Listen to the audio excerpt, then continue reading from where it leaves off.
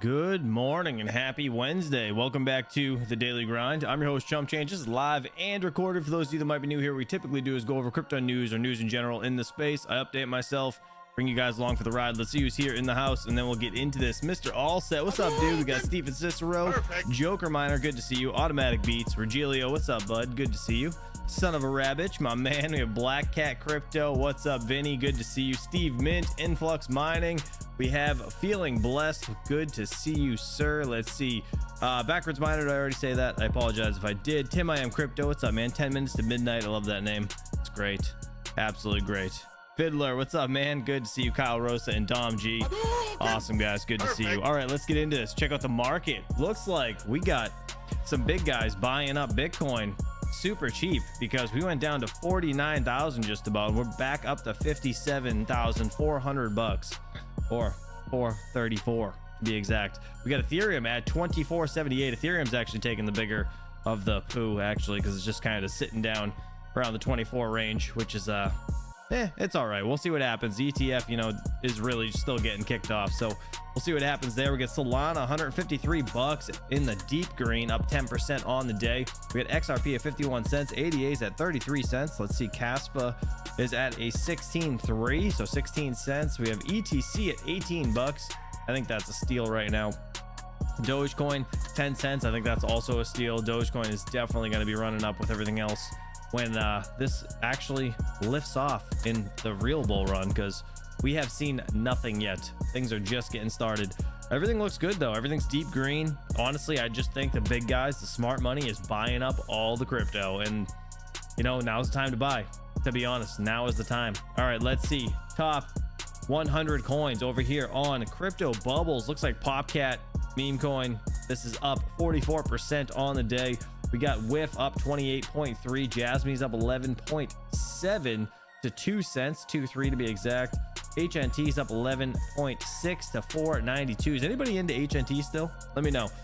Let's see. Joker, welcome back from vacation. Good to see you, buddy. Fetch AI is up 8.6% to 90 cents. Solana again 10% today. Jupiter is up 9.3%. Not too bad. Let's see what the biggest earner of the week is, or biggest loser actually. Oh my god, look at, if you go to the week, everything is just murdered. Looks like Maker is the biggest loser actually, 35.8% down to 1851. Damn, this coin's so expensive, it's crazy. Anyways, we're going back to the day because that week is depressing. All right, flashbang. Let's see. Fear and Greed Index looks like we're at a 29. People were extremely fearful yesterday at a 17. Today we're at a 29. Again, be greedy when people are fearful. Be fearful when people are greedy. That is the famous quote of Mr. Warren Buffett, and that's honestly the best thing to live by. It is time to purchase if things are in the red. All right. Obviously, we're having a little bit of a rebound now. Who knows how much further it's going to go? We probably have a little bit of a hiccup and come back down again, but we'll see what happens, right? Overall, I think it's a good time to start DCAing into stuff if you have some money on the side. What's up, Crypto Frank, my man? Good to see you, buddy. All right, CoinGecko, top 10 coins over here by coin market cap. We got Bitcoin, Ethereum, Tether, BNB, Solana, USDC, XRP, Lato Staked Ether, Dogecoin, and Toncoin over here in 10th place at a $14.3 billion market cap. We got Cardano, which I think personally is a steal right now at 33 cents. We got $11.9 billion market cap. I think this is seriously undervalued. This I don't know, this coin is an easy 6x for sure. In the actual peak of the bull run, we're gonna see this, in my opinion, gonna at least 6x. I think it's crazy steal. 33 cents, really can't go wrong there in my opinion. Let's see. Again, no financial advice. You're all adults. Do what you want. Don't listen to people on YouTube. All right, that'd be the first mistake. Anyways, 24th place for Caspa over here, 16 cents. That's looking pretty good. Caspa's still holding up. It did hit a new all-time high at 20 cents, and we obviously had a rip back with everything else. Let's see. Let's go to the 1 month. Yeah, right up here you can see it was at 20 cents the 31st, actually into the 1st of August, and now we had a damn. This thing went way down, huh? What did we go down to? 12.5 cents we went down to. Damn, that's a freaking steal. Wow, I wish I caught that. That was a real spike down, huh? Man, you know what, the one thing I do regret is not selling some and purchasing back in on the dip. But it's hard to land things exactly where you think you should sell. Do you know what I mean? because it's always that like, should I keep holding? That gambler in you usually gets you a little bit, right? So you just want to keep holding it. But to be honest, I hodl most of my stuff until it's time to just completely dump it. So we'll see what happens there. I'm just holding on my Caspa for now, but I will be DCing into it a little bit more. Render, I think, is going to do well. $4.90. It actually does have a use case, so we're going to have to see what happens here.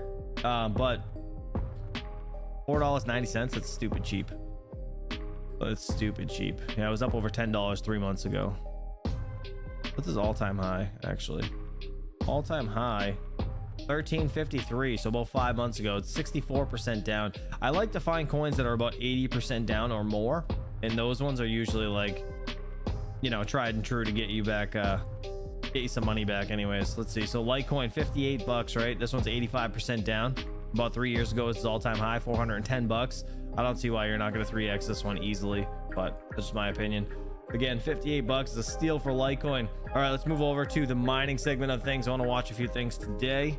Let's see. ASIC miner value. Mining the ASIC has been a little bit of a pain in the ass, so we're gonna stick to this one for a little bit. But looks like the Antminer AL Pro over here is actually 16.6 terahash unit mining a lithium is at $472 per day. Over here, 10 cents per kilowatt hour. The AL1 15.6 terahash unit is actually making 443 bucks a day, 444 basically. Let's see, actually, real quick. Let's go to lithium and see what it's looking like. Looked at it yesterday. It's up 10% from yesterday. Look at that, $1.62. Nice. It's coming back a little bit. There we go. That's what we need. This thing was down to $1.47 or $1.46 yesterday. Crazy. At least it's coming back a little bit. It's nice. I honestly hope this holds up, but I know it's not going to. There's no chance it's going to hold up. The AL1 or the AL1 Pro, this thing, I'd be shocked if this made over $200 a day when these things actually ship.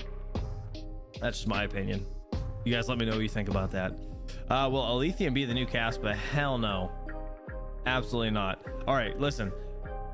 I'm not saying a lithium's a bad project, because it's not. It's not a bad project. They both got ecosystems, Caspa and Lithium, but Caspa's like that. I'm trying to think of a good comparison. Like, you know that those like cults, like where all like the elites get together and they like do weird shit. That's Caspa in a nutshell. that's what it is. I honestly believe that Caspa is a crazy, or has a crazy cult following, and I don't think anything's gonna derail that, to be honest. That's just my personal opinion, but I think Caspa is going to stick around or be a little bit more profitable than lithium eventually when the new machines come out. Because I mean, listen, they've been dropping miners on Caspa and the price of Caspa hasn't tanked. So the tried and true test is going to be what happens to a lithium when these machines come out. All right, because I know we were all nervous about the what is it, god, I can't remember. What is it? The KS1, the KS2, and the KS3. When these came out, okay, these units were hundreds of dollars a day, and we didn't think Caspa was going to survive.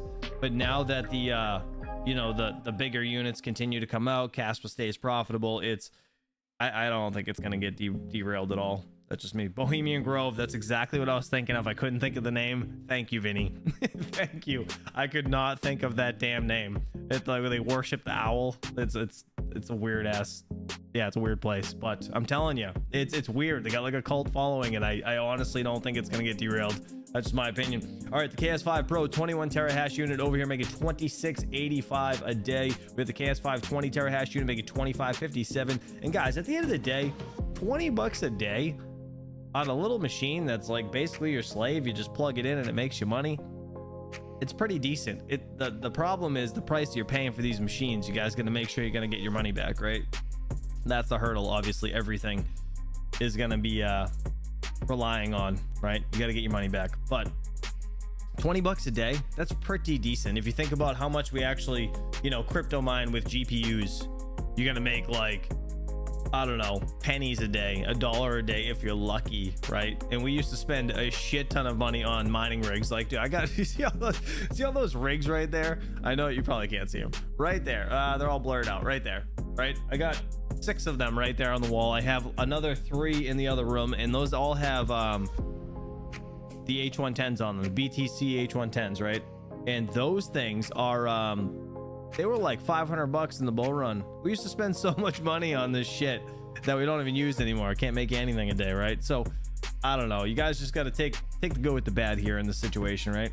Gold shell AL box 2, we have 720 gigahashes. You guys know I got this in the solar trailer. Shout out to gold shell, they actually sent this thing over. Make it 20 bucks a day. I do have to get my VIP set up for some hash rate, so I'm gonna do hash rate giveaways for you guys, so thank you for being members of the channel. You're all awesome. The Ice River KS5M over here making 1642 a day. This thing's going down real fast, dude. 56, my man. Thanks for being a member for 39 months. Damn, 39 months, dude. Over 3 years. That's crazy. You were my first member, and you're still here, dude. I appreciate you. Thank you so much. We got the Bitmain Antminer L7. This is the 16 gigahash unit, making $12.54 a day. Again, you're getting most of your profits of Dogecoin on this unit, or our Dogecoin of this unit. It's like 85% or so. And yeah, Dogecoin being like 10 cents. This thing, if Dogecoin pops off again, could kill it. Absolutely just kill it. So we'll have to see what happens with the L9, but the L7, shout out to Terra Hosting. I got my unit down there. If you guys are interested, go check out Terra Hosting in the description below, or Terra Hashes. Actually, they sell ASICs as well. I think I have a code, actually, chump change or TCXD. I'm not even sure. I have a link somewhere. Go check it out. But if you guys are interested in units, you can see what things cost. They actually have all in with tariffs and everything, so that's pretty good. You're not going to get whacked with tariffs when these machines come into the country from like Bitmain and all those places. But regardless, point of me bringing up the L7, this unit's been profitable the entire bear market. Literally the entire past 3 years, this thing has made money. It's at 10 cents right now, making $3.43 a day. Yes, it's not much, but it's still profitable. It's not anything like any of these miners that have just completely, you know, went underground, like as you can see, all of these. Oh god, the KS0 is only making a cent a day. That's sad. That's so sad. Oh no, that's terrible. That's all right, that was the original. But look at all these, like, dude, oh, you remember Cadena? KD Box Pro, 48 cents a day, negative 48 cents a day, dude. Like, all these units are all friggin' just underwater. They're all underwater, and my L7 has been tried and true. I can't really complain. I love the L7.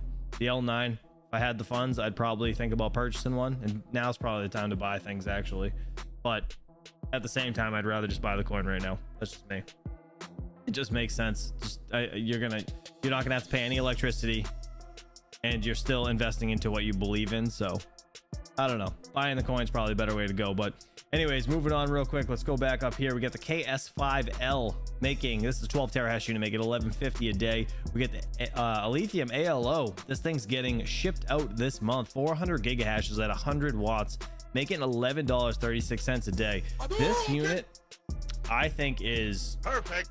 To be honest, it's perfect. It is. It's 100 watts, 400 gigahashes. I think the second batch is probably going to be at least half the price. But I think people are paying like $7.99 for them, if I'm not mistaken.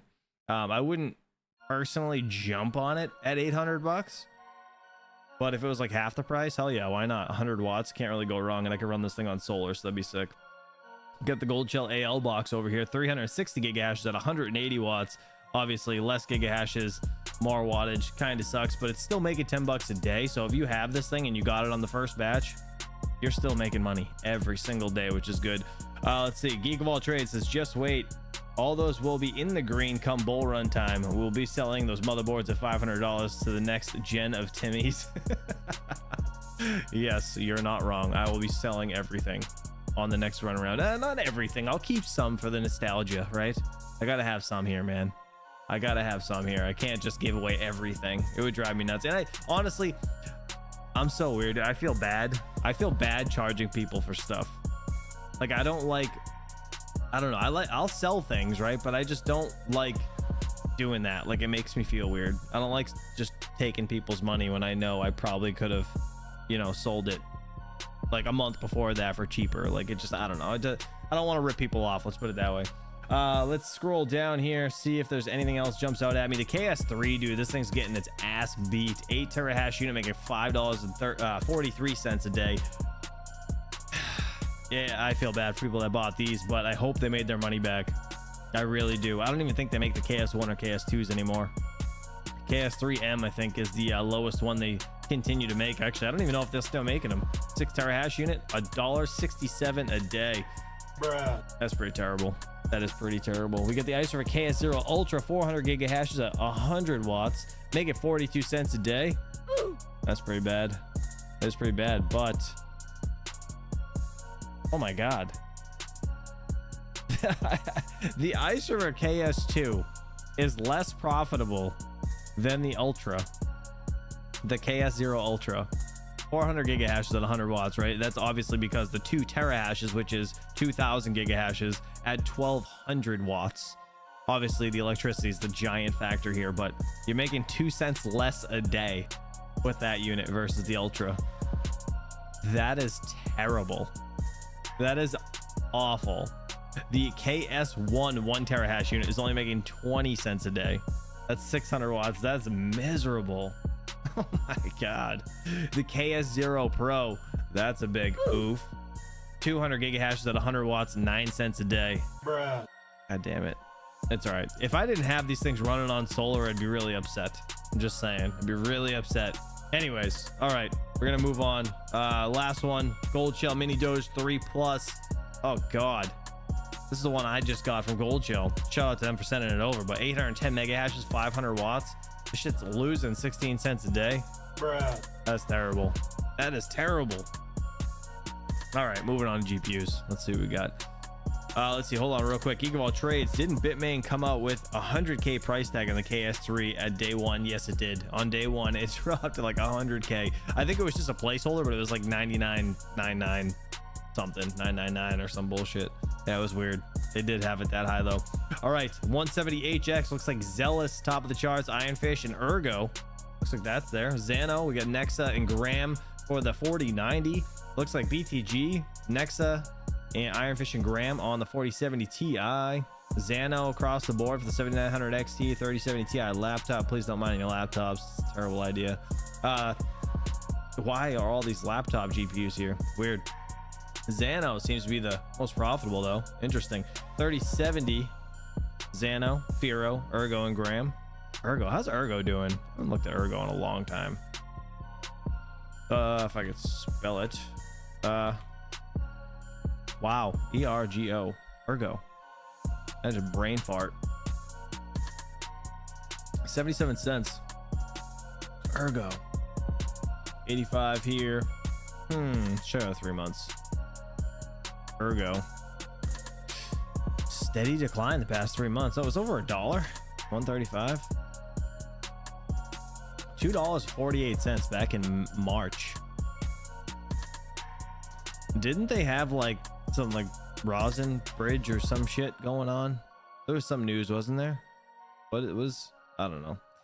This project's just kind of, I don't know. It's got some fangirls, but I don't know. It's not holding on too well. We'll see what happens though. Obviously, Ergo over here on the 4070 Ti, Ironfish and Graham, Raven Coin. You guys got a plethora of coins to choose from. It's yeah, you're making pennies though. Making pennies compared to ASICs right now anyways. All right, let's move on to the news segment of things. I want to see what's going on in the world of CNBC television over here. It says CoinShares CEO on crypto volatility and downside protection strategies. Let's see what they got to say. This was posted about 2 hours ago. Let's do it. But just looking at some of the recent moves when it comes to Bitcoin, at least. Bitcoin over the last week down about 13%. Your ETF ticker BRRR down just about 1% more than that. What does that tell us, this recent action? What does that tell us about the idea that Bitcoin and these ETFs could be safe haven trades? Well, first of all, we have to look back what really happened last week. You know, there was a build-up of pressure on Bitcoin with a lot of governments selling assets they have on the balance sheet, which was safe asset. Then you compound that with like the tension in the Middle East, you compound that with the Japanese situation, and you end up with like, I would say, a weekend look for how to sell asset. And Bitcoin is selling 24/7. Bitcoin is a perfect hyper macro asset. And people were selling what they have before margin call happened. So Bitcoin was a collateral damage. So was gold, by the way, on Monday. And since Monday, we saw Bitcoin kind of bouncing back from the low 50s and now trading around 56,000. So putting stuff into perspective. Go ahead, sorry. Oh, well, I didn't want to interrupt you, but you were about to put in perspective. But I wanted to go back to one thing you said. You mentioned Bitcoin and cryptocurrencies. They trade 24/7. In your mind, that makes them more sensitive to macro events, things like the yen carry trade, Middle East tensions, maybe even election shakeups. All those different things in your mind, trades 24/7 more sensitive. Does that also mean that we're going to see a bigger upside when, if and when we're expecting a Fed cut, ECB cuts, other positive macro events? I think all the positive macro events are going to impact Bitcoin greatly. I think you can see that happening already. The way it bounced back show a very strong institutional positioning on the lower print. And so we're going to see Bitcoin bouncing back from there. I'm very comfortable seeing Bitcoin much higher by the end of the year. So why are we recently seeing Bitcoin and other cryptocurrencies trade very similarly to the triple Qs and the NASDAQ 100 and other mega cap tech trades? Why are we seeing that similarity, and why is that broken down in your mind in recent days? Because I look at the triple Qs, those are just down about 6% over the last week. Why are we seeing Bitcoin more impacted when before that they were kind of trading in line? Look, Bitcoin recently has been more impacted because there's a lot of profit taking, there's a lot of margin call protection, and people looking for relief. If you look at '08 and you look at the biggest hedge fund performing, the big performer hedge fund were having redemption because the investors were covering the losses from others' positions. So in this kind of situation, people are looking for liquid cash, and Bitcoin was a good way to take profit and say, okay, we're out of that trade and into another one. The other point is like you get a lot of institutional money now in Bitcoin. There is a downfall with that, is that institutional money come with proper risk management. And when the risk management team say you're out, you're out. There is no discussion with it. So it's a little bit of a different dynamic. Interesting. Oh, God. What the hell kind of ending was that? All right, moving on. Let's see. We're setting up for an early cycle rotation. This is about an hour ago. Let's do it. The VIX settling back down after it spiked earlier this week. Joining us now with his view on the market sell-off, what comes next, Scott Cronert, head of U.S. equity strategy at Citi Research. What were you thinking when it got above, how high did it get, Scott? Do you see it that day? It was well above 50, wasn't it? It got well above 50, yeah, Joe. I mean, I'd say obviously it's a shock because we've been living in this low VIX regime for quite some time now. But heck, going back in our ETF work over the years, I think there's been a strong, group of traders out there that when they see these volatility spikes, there's a natural proclivity to want to sell into it because the roll feature that comes with the ETFs on the VIX usually means that there's a better odds that the elevated VIX won't usually persist. Do you think at this point the highs have been seen on the VIX? I guess that's the same as saying, do you think that the panic that we saw on Monday was that just a one-off, or was it the start of something that could lead maybe to us thinking that maybe the soft landing narrative is suspect? Well, I think you touched on the key point. I'm not in position to comment on where the VIX is going from here, but these spikes usually are not long lasting. But what I would say in terms of what's transpired, been a lot of discussion around carry trade. There's been a lot of discussion around degrossing. All of this probably feeds into the same narrative that many investors were kind of caught positioned down the path that got upended on three fronts. You lost some of your AI conviction with the NVIDIA news. You've lost some of your soft landing conviction as we're looking at the more recent economic data pointing to higher conviction of a Fed pivot. And then on the election side, there was a very strong view that, you had a pro-business Trump lead that now has been erased. So all three of the forces that in our view had been supporting the market as we were at or near recent highs have had some doubt brought into play, and that's quickly been reflected to a point where we think we're more confident that we're getting close to having priced a lot of that concern in. Do you think at this point, looking at technical data that we're seeing, Scott, is the lag effect of all the things that the Fed did, is there more to come? Have they been too restrictive? Have they stayed too long in your view? I know that's maybe not what you normally comment on, but are you worried about that? Yeah, look, my view has been that the Fed loses the narrative, and that's my been concern is that you hold an aggressive hawkish stance too long, You don't allow for the fact that economic data, as it's reported, will tend to be lagging the underlying fundamental circumstance.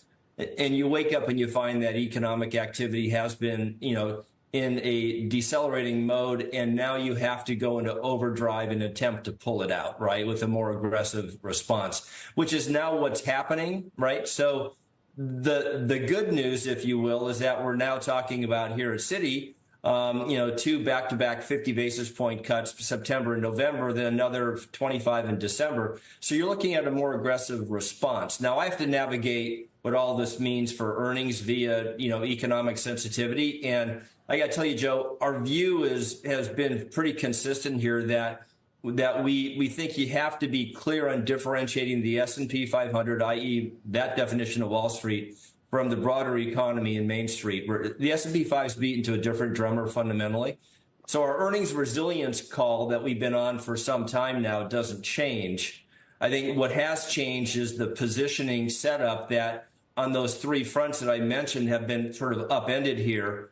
The pullback that we've had has alleviated a lot of the concern in terms of too aggressive growth expectations being priced in. So, yeah, we're now back to a point where I think we're looking at a more reasonable setup.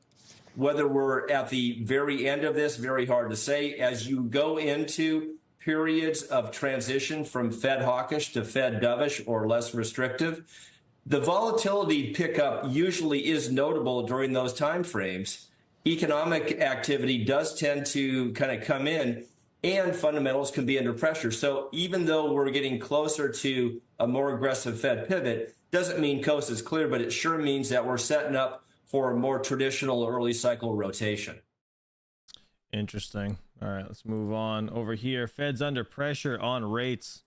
Friday's weak jobs report and Monday's market rout have spiked recession fears and placed pressure on the Fed to cut rates. For a closer look, let's bring in former Boston Fed President Eric Rosengren. He's now a visiting scholar with MIT's Golub Center. And Eric, it's good to have you on today. Good to have any of you gentlemen that have, or ladies that have actually been there when these decisions are being made to get an idea of what's going on. If we could be a fly on the wall. Do you think at this point there's anyone on the Fed who's considering an interim cut or would consider it if the data continued to deteriorate in terms of the labor picture? I think the conditions would have to deteriorate very substantially to do an intermediate cut. So intermediate cuts indicate that there's a severe concern that without taking action, you'll end up having a bad outcome for unemployment or inflation. That's not the situation right now. We've had some substantial volatility, but I don't think it actually tells us very much about the U.S. economy. The main reason we're seeing this volatility is that many traders were very comfortable borrowing in Japan and investing in risky stocks in the United States because both the Bank of Japan and the Federal Reserve were on hold. Once the Bank of Japan made it clear that they would be willing under some circumstances to raise rates and the Fed would be willing to lower rates, the exchange rate risk on that trade becomes very substantial, and those traders start unwinding those positions. So I think it tells us more about financial positioning than it does about what the underlying strength of the U.S. economy is. What's the next data point, do you think, or the next 3 or 4 that are going to be the most important? And do you think, Eric, that it's definitely economic data, or will market data? By that I mean if there was another day like we had on Monday. Let's say there's a couple more of those. Would that, then you wouldn't need the economic data to get the Fed to act, or do they need to actually see it? Because it's a lag, Eric. They don't know what's coming, and the market might know before the economic data. So you're right. The market does anticipate things they think are going to happen, but you have to ask, what are they anticipating? So far, if you look at private sector forecasts, if you look at the Atlanta Fed GDP now, they're actually indicating GDP growth for this quarter, likely to be somewhere between 2 and 3%. GDP now is close to the top of that right now. I'd be closer to 2.5%. but we're just not seeing much in the way of underlying economic data that would indicate that financial markets are actually signaling a problem. One reason the Fed sometimes reacts to significant changes in financial market pricing is because they're worried about broader financial stability risks, that banks or other financial intermediaries are going to start having significant problems.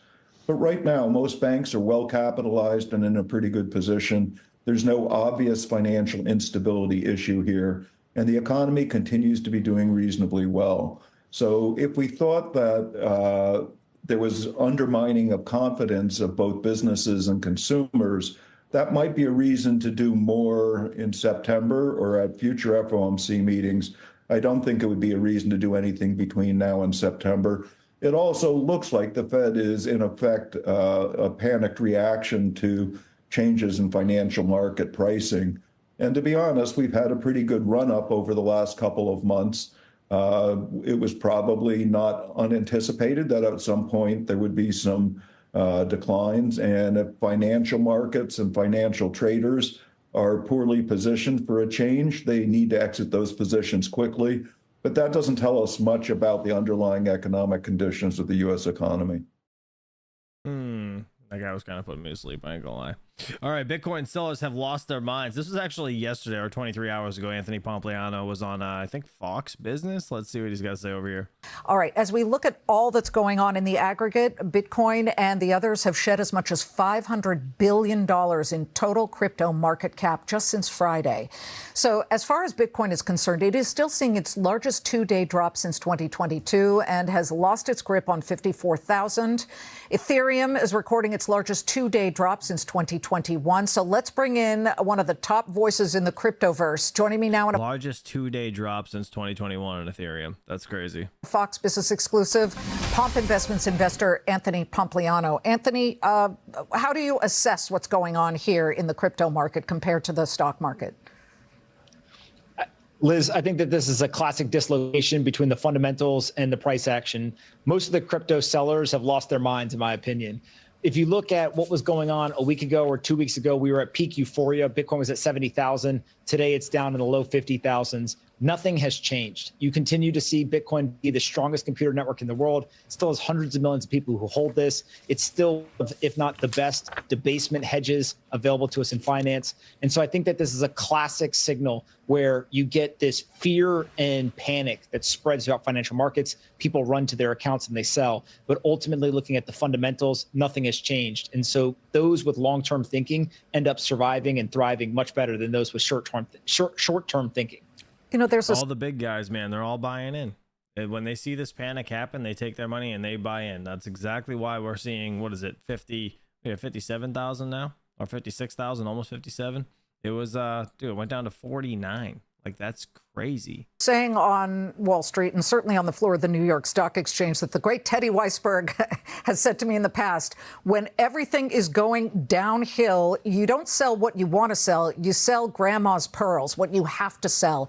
Do you think? There you go. Sell grandma's pearls to buy more because that's the best opportunity. That there is some selling where people are cashing out their crypto to meet margin calls elsewhere.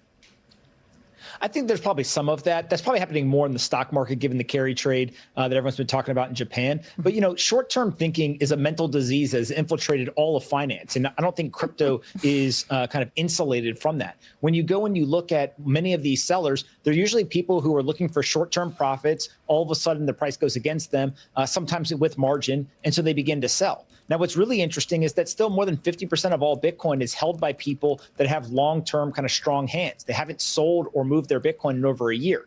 And so half of all of the circulating supply is illiquid, and that tends to support Bitcoin from going down even further. So yes, a 25+% drawdown is big, but we used to see 30 and 40% drawdowns. And so actually these drawdowns have become more muted than they were in past cycles. Pomp, Fed funds futures are now all in, not just for a 25 basis point cut in September, not just a 50 basis point cut in September, but there is now a significant percentage odds that we will see a 75 basis point cut.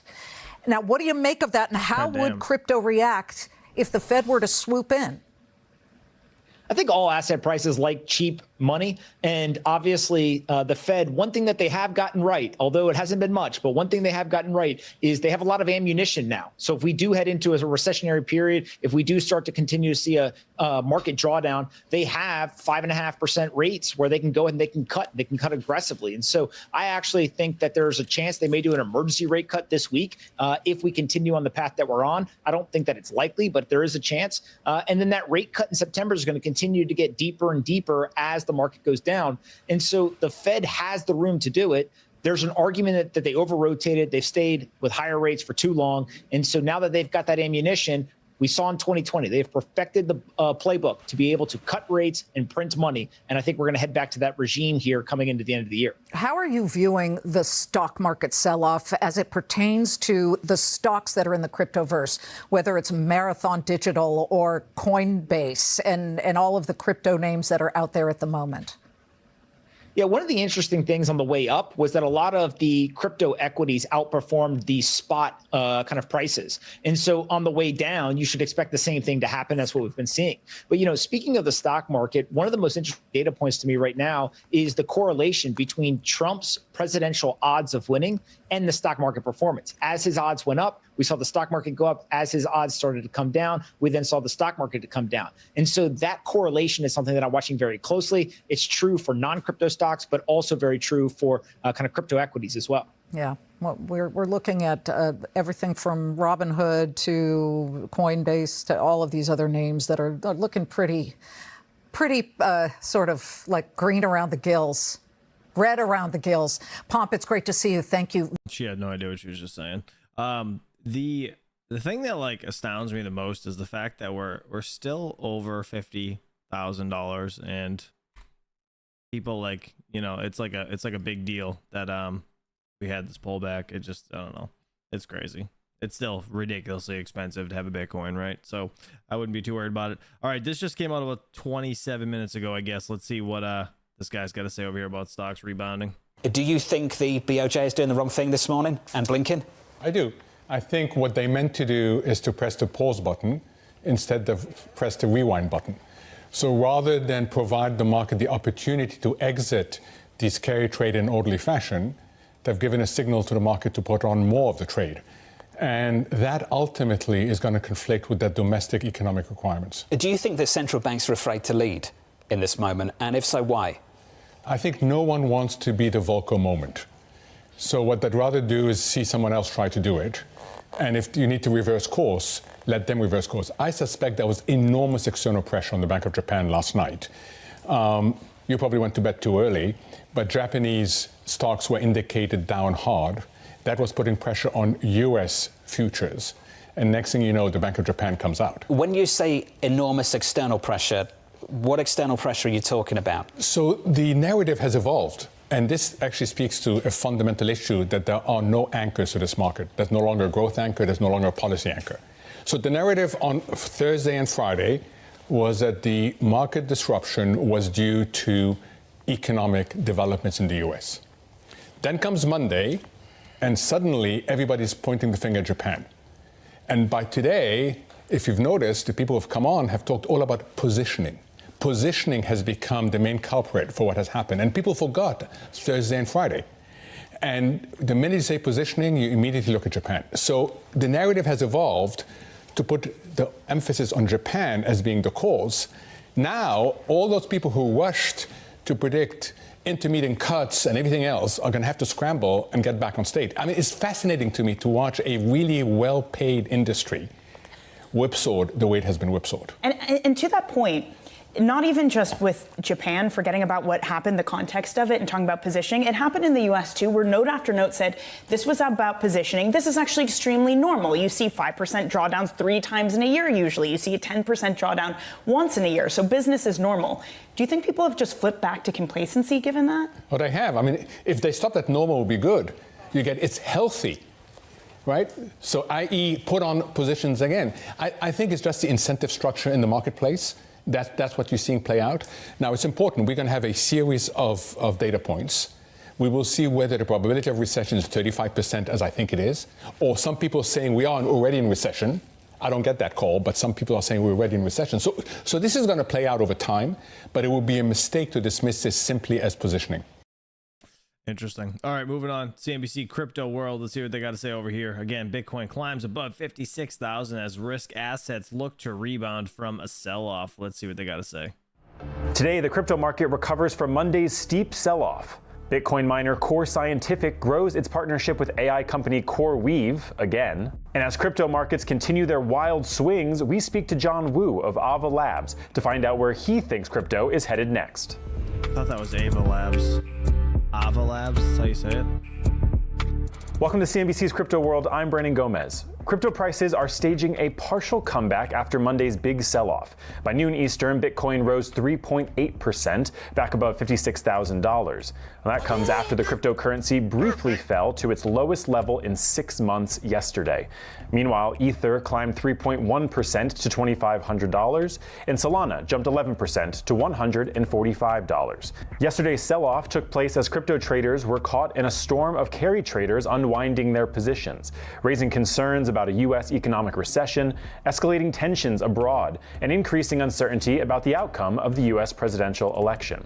Crypto-focused stocks like Coinbase and MicroStrategy were in the red yesterday amid the crypto sell-off, and it seems like Cathie Wood's ARK Invest took advantage of the lower prices, as the firm bought nearly $18 million of Coinbase shares and more than $11 million of Robinhood shares as the market sank. Told you, the rich get richer. That's how they do it. Okay, let's talk about the top stories for today. MicroStrategy's executive chairman Michael Saylor joined CNBC's Squawk on the Street earlier this morning, where he said that the recent crypto conference Bitcoin 2024 marked an inflection point for the cryptocurrency, as lawmakers and other politicians, as well as CEOs and billionaire investors, descended on Nashville for the event.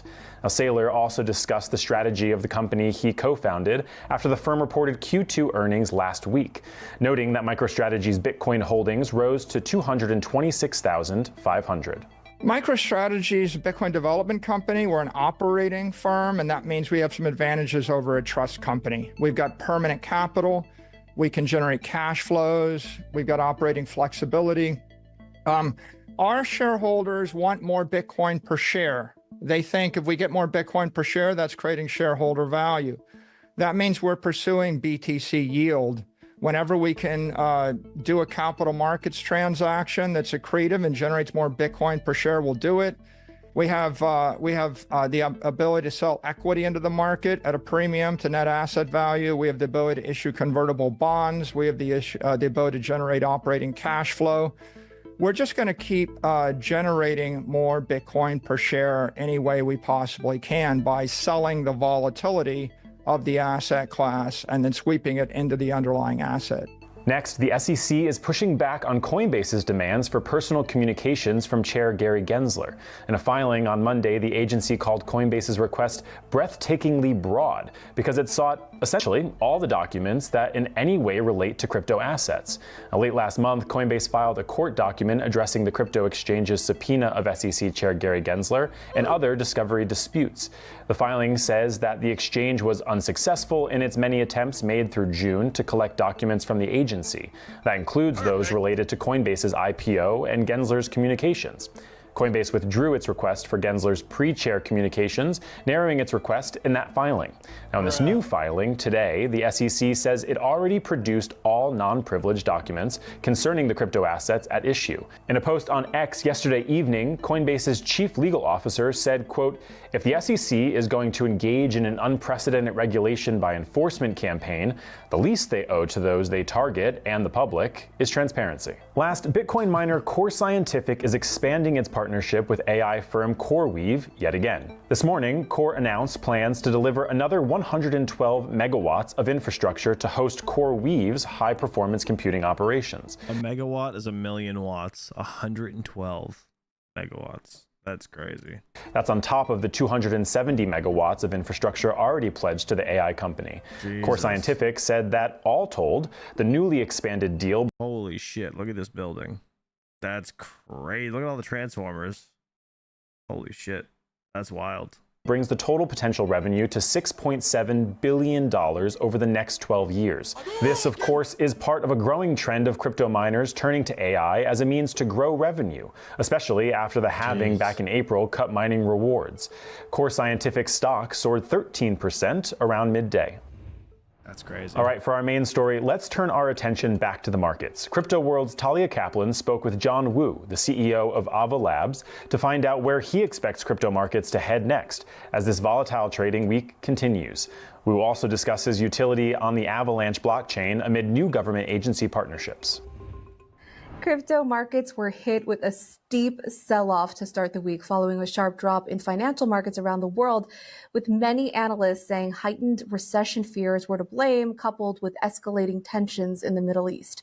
At one point yesterday, Bitcoin was trading below $50,000 for the first time in 6 months. Now today, Bitcoin recovered some of yesterday's losses, trading above $56,000 as of around noon Eastern. What do you think was behind yesterday's sell-off, and what does it signal to you about crypto sentiment right now? Before he answers that, Lookout News said to get a transformer in general is about 6 to 8 months out of them being built. I actually heard that the other day. Getting electrical transformers is like months out. You have to wait like literally 6 to 8 months, or even closer to a year to get one. That's nuts. Hey, Talia. Well, yesterday, the sell-off, a lot of that was what you attributed to, the macro environment, where it became a little bit choppy. And Bitcoin and the crypto asset class as a whole is very volatile. There are also specific things related to Bitcoin and the asset class that contributed to that sell-off as well, I would say. One of the great things about blockchain is the transparency. So people saw that the U.S. government had moved a large, close to $2 billion of Bitcoin from one address to another. That was an indication that they may sell. On top of that, it was triggering deleveraging on a lot of the Asian exchanges. So you saw that in a panic sell over the Asia nighttime. And then on top of that, you just had this Ethereum ETF. So you're coming off of that positive sentiment. But at the same time, there are Ethereum trusts that have high cost structure, so people naturally will sell that to go into a cheaper Ethereum spot ETF. And that, unfortunately, happened during choppy markets, so caused more selling. Crypto Frank, my man, thank you so much for the 50 gifted memberships. Dude, you're insane. You didn't have to do that. He said, thank you for all the help and great news updates. Taking the time out of your channel to help others means a lot. So here are some memberships for taking you away from subs. Dude, I appreciate that. So if you guys don't know, I went down to Kansas last week, Terra Hosting, to give them a hand on some stuff at their facility. But damn, Crypto Frank, you didn't have to do that. That's awesome. I appreciate it. Thank you so much. Means a lot. Now, the recent drop in prices has eaten into Bitcoin's gains for 2024, but it's important to note that the cryptocurrency is still in the green, with Bitcoin rising 32% since January as of midday. What's your outlook for Bitcoin in the coming months? I heard you say in a recent interview that you can see Bitcoin going well above $100,000. Do you still feel that way with this week's sell-off in the mix? Yes, I do. I see the medium term as being very, very positive for Bitcoin and the whole asset class, if you will. The first thing is I think Morgan Stanley just announced that they are now going to be able to allow their 15,000 wealth managers basically sell the Fidelity and the BlackRock ETF. That's a new channel. Frankly, a lot of the Bitcoin ETF right now have been retail and some institutional, but not really to the higher net worth RIA channel. That is fantastic and positive. If you look at the Coinbase earnings that we saw recently, in terms of monthly users and other streams of revenue, you see that it's actually stabilized or actually growing nicely. So users are not leaving the platform. They're staying there and they are more engaged. And that's helping Coinbase actually generate other revenue, not just the transactional revenue from trades, because trades went down in the last quarter or so. And then the most important thing I think is you're seeing real use cases. I'm at the what they call BASS, the Blockchain Applications Stanford Summit. And basically it's all about applications. You have great academics here, but you also have great real world developers trying to create applications on the blockchain. This is the first year that is by itself. This used to be attached to another conference. That's another indication that applications and utility are coming. And if that's going to happen, that bodes well for the asset class in both the medium and long term. Yeah, I'm not going to read all the names this time, but thank you again, Crypto Frank. That's awesome. And somebody said, I need my card. Said there's only 100 watching, so the odds are good, LOL. If you guys don't have accepted gifted memberships allowed on your channel, I think you have to do it up in the settings. Just allow the gifted memberships, and then you'll get like early video drops and stuff when I post videos. And we're going to talk more about utility in just a bit, but I heard you talk about the presidential candidates in that recent interview I referenced earlier, noting that the Republican nominee for president, Donald Trump, is pro-business and pro-innovation. He has come out recently as a crypto-friendly candidate. In fact, in May, Trump's campaign started accepting donations in crypto. And of course, the former president was the keynote speaker at Bitcoin 2024 in Nashville nearly 2 weeks ago.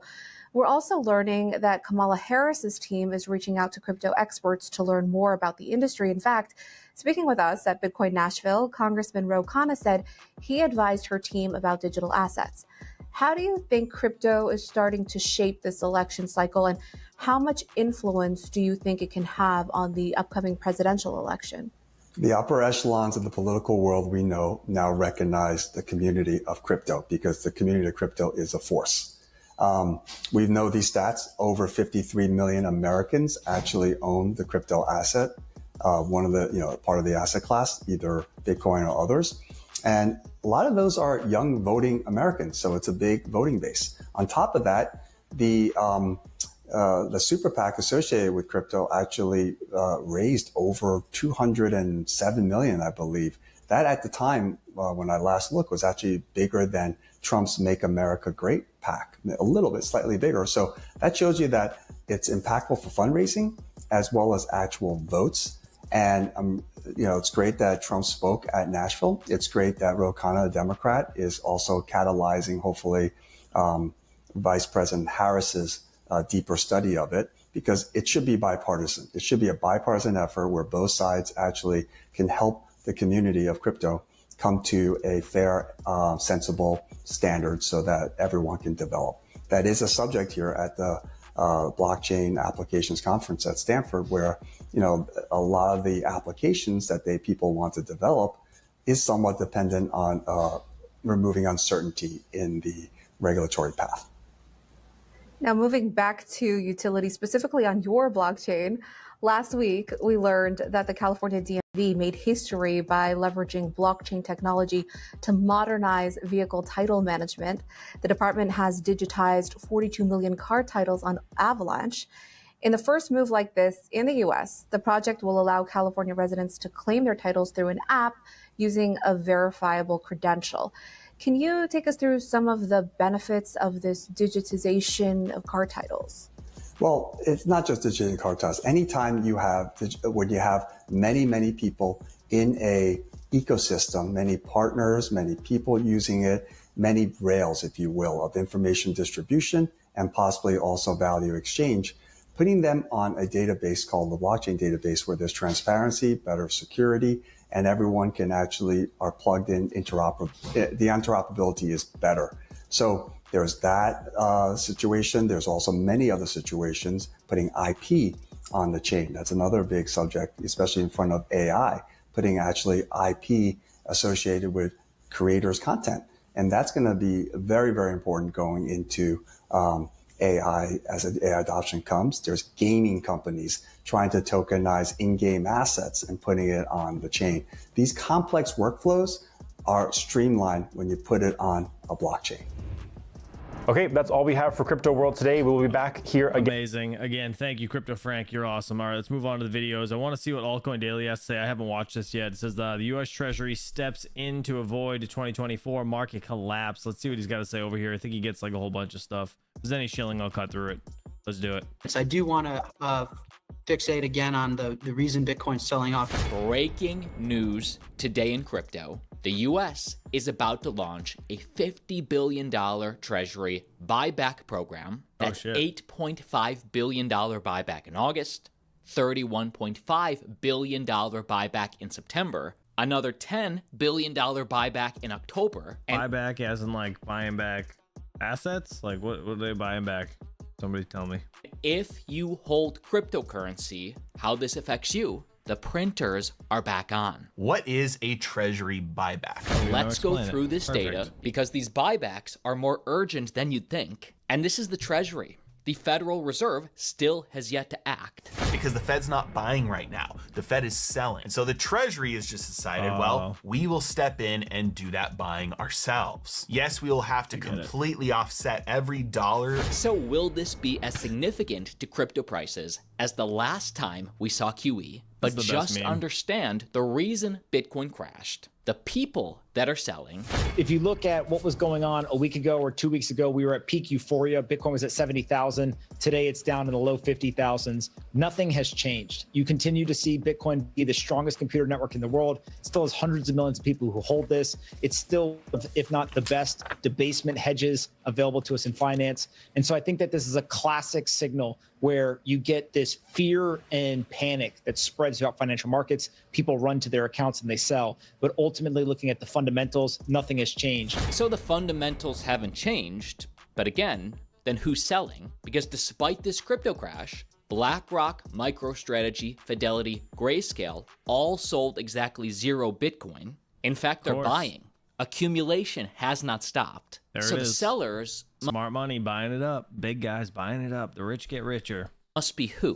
When you go and you look at many of these sellers, they're usually people who are looking for short-term profits. All of a sudden, the price goes against them, sometimes with margin, and so they begin to sell. Now, what's really interesting is that still more than 50% of all Bitcoin is held by people that have long-term kind of strong hands. They haven't sold or moved their Bitcoin in over a year. And so half of all of the circulating supply is illiquid, and that tends to support Bitcoin from going down even further. So yes, a 25+% drawdown is big, but we used to see 30 and 40% drawdowns. And so actually these drawdowns have become more muted than they were in past cycles. So getting these short-term speculators out of the market, transferring their Bitcoin into the hands of the long-term holders, that's par for the course. 3 steps forward, 2 steps back, 3 steps forward, 2 steps back. And the mainstream media won't share this with you. I will. That's why you subscribe to Altcoin Daily. New. Morgan Stanley's 15,000 advisors to start pitching Bitcoin ETFs from tomorrow. This is one of the major wirehouses with over $6.3 trillion in assets under management, finally allowed to pitch Bitcoin to their clientele. The wirehouses, which dominate... That's a real big deal, actually. ...our customers, so Morgan Stanley, all the advisors at these wirehouses, Morgan Stanley, UBS, Merrill Lynch at B of A, Wells Fargo, not one of them has approved Bitcoin on its platform. That hasn't even happened yet. And those are our primary clients. When that happens, wait until you see. Explosion. Dude, do you think it's like literal? They must plan this shit, right? Think about it. If they haven't really advocated for this Bitcoin ETF thing yet, their big upsell here is, listen, the time is now. Like, now is the time to buy because we just had a huge sell-off. We're going to go back to 70K. Like, there's got to be some sort of like psychology there when they come to pitch and stuff and them setting up this huge dump. That's crazy. And Michael Saylor on CNBC Today comparing a U.S. Bitcoin strategic reserve, meaning the U.S. buying Bitcoin, which Senator Loomis has proposed legislation, compares a decision like this equivalent to the likes of the Louisiana Purchase. You think a strategic reserve for Bitcoin is a good idea? Well, Thomas Jefferson purchased the Louisiana Territory for $15 million in 1803 and nearly double the size of the United States. Seward paid $7 million for Alaska. It's got $1 trillion of oil underneath it. Everybody's going to be doing business in cyberspace. Bitcoin is scarce, desirable digital property. It's a great idea to trade a little bit of currency or paper for some place that billions of people are going to be in 100 years. So yeah, I think it's a great idea. And again, understanding all that, understanding that long term, we have incredibly bullish catalysts. In the short term, liquidity affects everything. That's why we're seeing these buybacks for traditional markets to stimulate that economy, that liquidity. U.S. to commence its Treasury buyback program ahead of the Fed rate cut, meaning that it's not one or the other. The Fed rate cut is happening. There's a 100% likelihood that at least 25 bips happen in September, maybe more. Fed fund futures are now all in, not just for a 25 basis point cut in September, not just a 50 basis point cut in September, but there is now a significant percentage odds that we will see a 75 basis point cut. Obviously, something like this alone would be significant for risk assets like crypto. It's the current administration's treasury wanting to jumpstart this. This move aims to manage the supply of government bonds in the market and support liquidity. It appears that the current administration doesn't want the markets to go to crap yet. And now that Kamala has finally chosen Tim Walz as her VP, the official Democratic ticket announced, their positions on crypto, well, neither have taken a public position on crypto. This is an opportunity for them. Silence is complicity. And just so we're clear, I loved this 40-second explanation on what a treasury buyback is. What is a treasury buyback?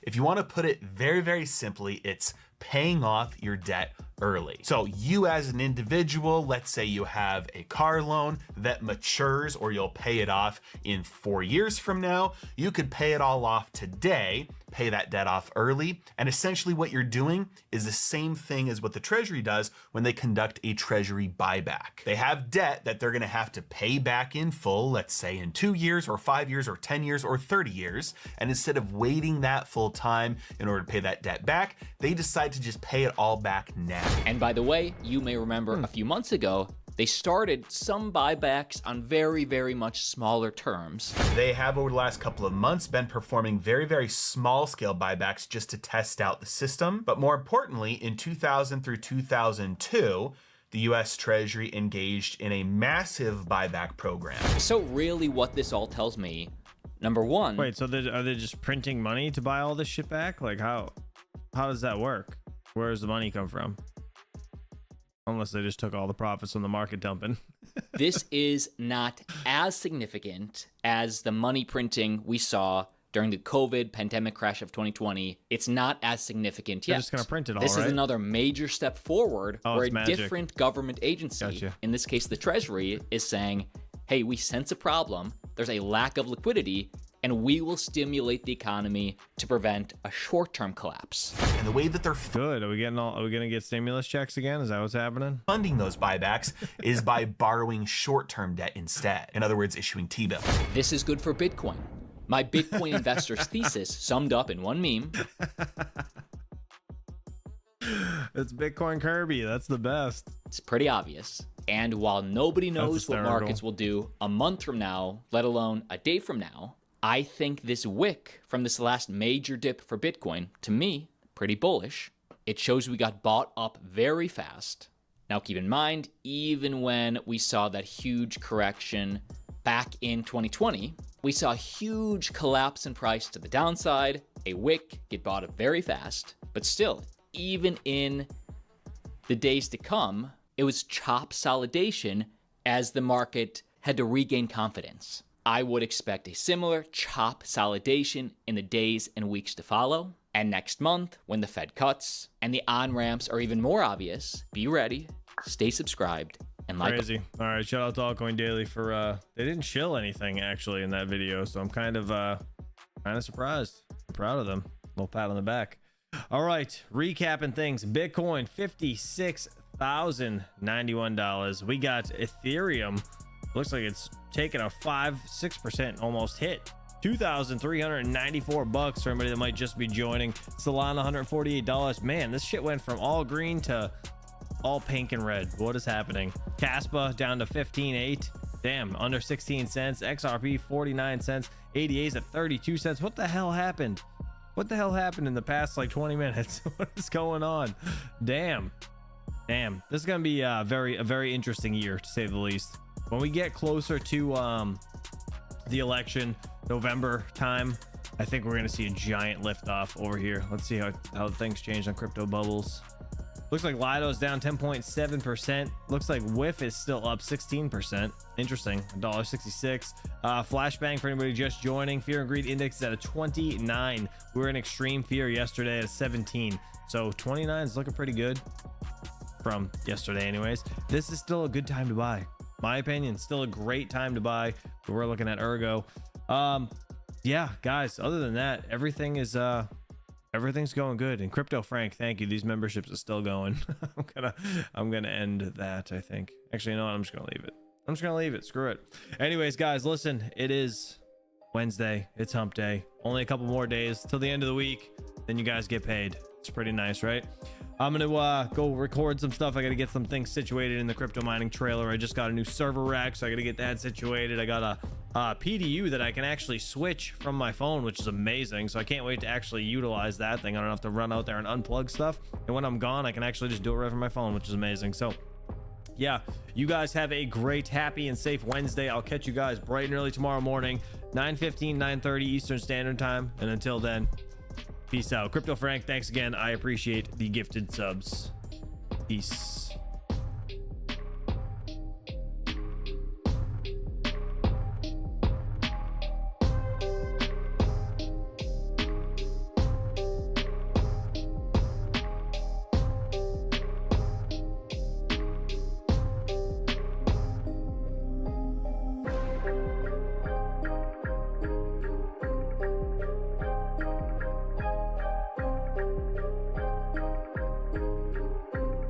She don't talk to her, we don't talk to her.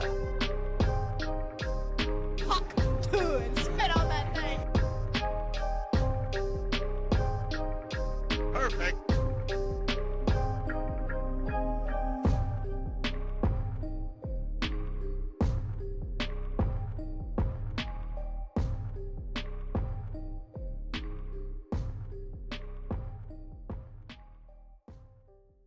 Eat shit, Gary.